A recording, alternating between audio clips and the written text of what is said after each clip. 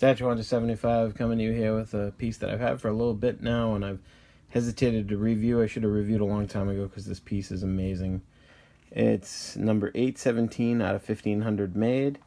It's the side. If you haven't figured out already from seeing the base, those of you that own it might already know, it's the Sideshow exclusive Wolverine premium format figure, and it's the brown costume version of Wolverine. I have the yellow costume as well, the premium format figure exclusive, and this is the exclusive brown one. Let's just stop by just looking at this base. I love bases with a snow scene. A lot of Wolverine statues have snow scenes, like the Wolverine vs. Sabretooth diorama, and also like the Psylocke Comiquette has a really cool snow drift, snow scene, snowscape base. I like being from the Northeast in New England. I like snow, and I like snow scenes on the statues. Really cool.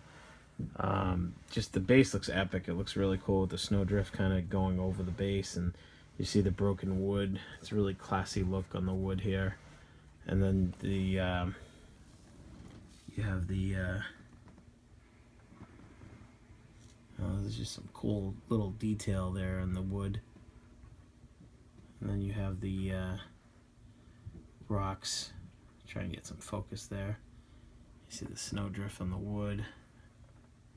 And then you have the rocks here sticking out, protruding from the snow. You have the wear on the wood. It just looks really cool. Very realistic in the broken wood. And the arrows sticking out. I like how they did this. They're flexible. They have some give to them. They all come out and stick in. It's just a nice base. I like it a lot. I love Wolverine. I love the brown costume better than the yellow. I'm a fan of the brown costume. I love the chunky boots. And usually it has snow.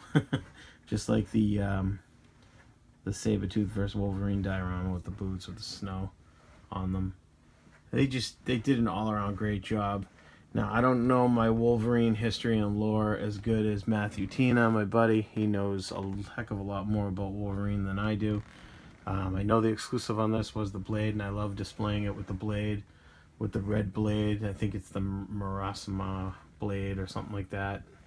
Like I said, Matthew Tina knows the whole story behind it a heck of a lot more than I do, so I'm not trying to act like I know about it. But that was the exclusive, was the blade. If you were to display it without the exclusive, which I will show you for one quick second. Let's see how sturdy this magnet is. It's got some strength to it. Oh, yeah. Didn't want to break that. So let's pop the other alternative pose that we can get here. And you got Wolverine with the claws. I'm going to display him with the masked head and with the blade, but for the time being, I'll put the other head on there, the unmasked head. I will agree with some people. The cheekbones are a little pointy, but it's Wolverine. He's supposed to look very feral and very animal-like. I know he kind of looks like Dracula or something with the pointy cheekbones, but it's still, I like it. Look at the paint job. Look at the application of the gloss to the tongue and the teeth. It's just a very nice paint job on the eyebrows and the eyes. A lot of nice detail. I love the pitting on the brown costume. Like many others, look at the musculature. I mean, look at that back. I mean, that's an awesome physique that they did for Wolverine. I love the creases in the leather on the pant legs and the pitting and the creases in the costume. Very cool. Very realistic looking. Looks like actual fabric. My only gripe, along with many others that are Wolverine fans, Wolverine is very hairy and you don't see any hair on these arms at all. The other Wolverine had a lot of hair on the arms, the yellow costume version. That was the one probably thing that they left out. It's not a major flaw. It doesn't stop this piece from being a beautiful piece or a grail, a future grail, which it probably will soon be once it's sold out, if it's not already. I don't know if the exclusive's sold out. But let me put them back to the way I want to display them. And in doing that, I'll put the masked head back on. Let me just make sure not to break anything here. Okay, let me get that masked head back on. Put this back. Alright, so we got the masked head back on. So you can see him with the claws and the masked head. With both his claws. Looks very cool. And that is Wolverine right there. I don't find any flaws with the masked head. The masked head looks great. I don't know if other people had a problem with it. I think it's perfect. But now just to get in, see the belt and everything and the detail on it. But now just to get into the other way that I want to really display them all the time. Let me remove the claw. Put that back. We'll put the sword back on. As you see, it goes on with a nice strong magnet. No seams at all there. The vein in the arm is really nice. Nice detail. If only they just put the hair on the arms. The boots look great. The wood looks great. The rocks look great. The other arm looks good too. They just needed to put some hair on it. Then it would have been a perfect 10. But let me show you something.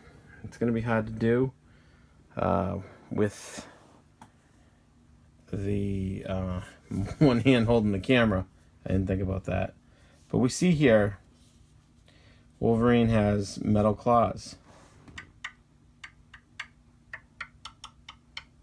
They're metal. They're a duller metal, okay? I wanted to compare these claws. You guys get to see my hairy legs. I'll put it on my shorts. On my purple shorts here. Or actually, you know what? Let's do it this way. I'll put them here on the chair.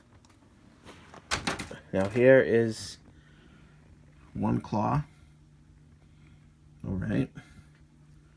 And then here is the other claw from the first Wolverine premium format. This is also metal. I think it's a lighter metal. I mean, if this is not metal, this is a paint that looks incredibly a lot like metal and feels like metal. I mean, it's not as heavy, but it feels cold. It feels like metal. And you can see it sounds like metal. Neither one of them, they sound the same. I mean, like I said, the other one's a little heavier, but it sounds the exact same. Just dropped my Wolverine claw. Thank God it did not break. I would have had a heart attack here on film from my original Wolverine PF. But as we can see, they're both metal. What clearly is metal. So, no complaints at all on the claws. I think they did a great job. Once again, I'll show you them together. Like I said, the metal on the other one is a lot shinier on the first Wolverine than the older one.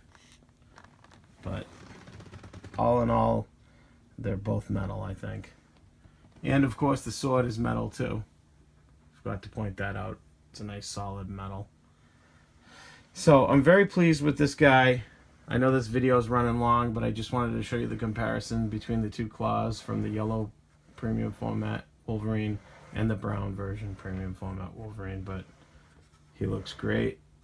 Little Wolverine versus Predator. I like this piece a lot. I love it. Definitely gets my approval. Alright guys, hope you enjoyed the review. Have a good night.